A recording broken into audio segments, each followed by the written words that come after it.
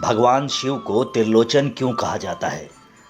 ये बात तो सब जानते ही है कि भगवान शिव को कई नामों से पुकारा जाता है। उन्हीं नामों में से एक है त्रिलोचन, जिसका अर्थ है तीन आँखों वाला, क्योंकि एकमात्र भोलेनाथ ही ऐसे देव है जिनकी तीन आँख है। इसीलिए उन्हें त्रिलोचन भी कहा जाता है। मान्यता है कि भगवान अपने तीसरे नेत्र से सब कुछ जान सकते हैं, जो कि आम आँखों से नहीं देखा जा सकता। लेकिन क्या कभी आपने सोचा है कि भगवान शिव के ही तीन नेत्र क्यों हैं? तो चलिए आज इस रहस्य के पहलुओं से पर्दा उठाते हैं और आपको बताते हैं शिव के तीसरे नेत्र यानी तीसरी आँख के पीछे की पूरी कहानी। वैसे तो ये बात सब जानते ही होंगे कि इस तीसरे नेत्र का इस्तेमाल शिव केवल क्रोध की अवस्था में ही करते हैं। ऐसा भी माना जाता है कि भगवान शिव ही तीनों लोकों पर नज़र रखते हैं। इन्हें सृष्टि में प्रलय का कारक भी कहा जाता है। शिव के तीनों नेत्र इस बात का प्रतीक है कि यह संसार में व्याप्त तीनों गुण रज, तम और सत्व के जनक है।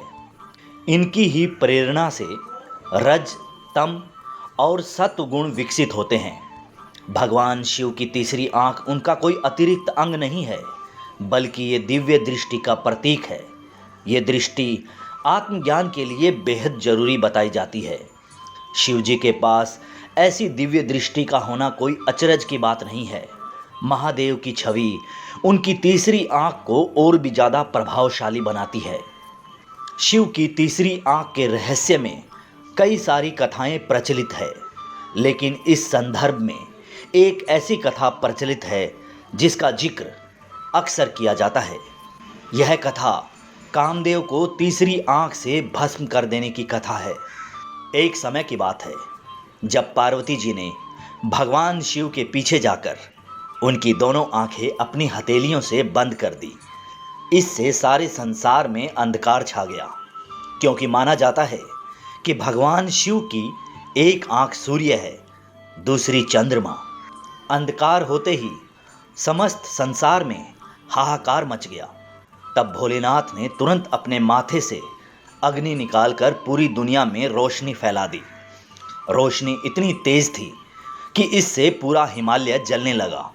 यह देखकर माँ पार्वती घबरा गई और तुरंत अपनी हथेलियाँ शिव की आंखों से हटा दी।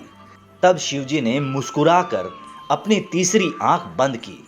शिव पुराण के अनुसार पार्वती जी को इससे पूर्व ज्ञान नहीं था कि शिव त्रिनेत्रधारी हैं।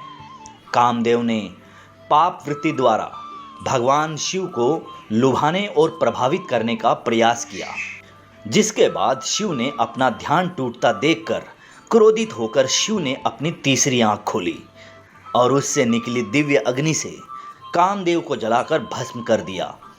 सच्चाई यह है कि यह कथा प्रतीकात्मक है, जो यह दर्शाती है कि कामदेव हर मनुष्य के भीतर वास करता है, पर यदि मनुष्य का विवेक और प्रज्ञा जागृत हो तो वह अपने भीतर उठ रहे अवांछित काम के उत्तेजना को रोक सकता है और उसे नष्ट कर सकता है। तो चलिए भक्तगणों, जुड़े रहिए हमारे चैनल के साथ। आपको अनेक शिक्षाप्रद कहानियाँ यहाँ पे मिलेगी। ऐसी कहानियाँ आपको मिलेगी जो भगवान शिव के करीब आपको और लेते जाएंगी।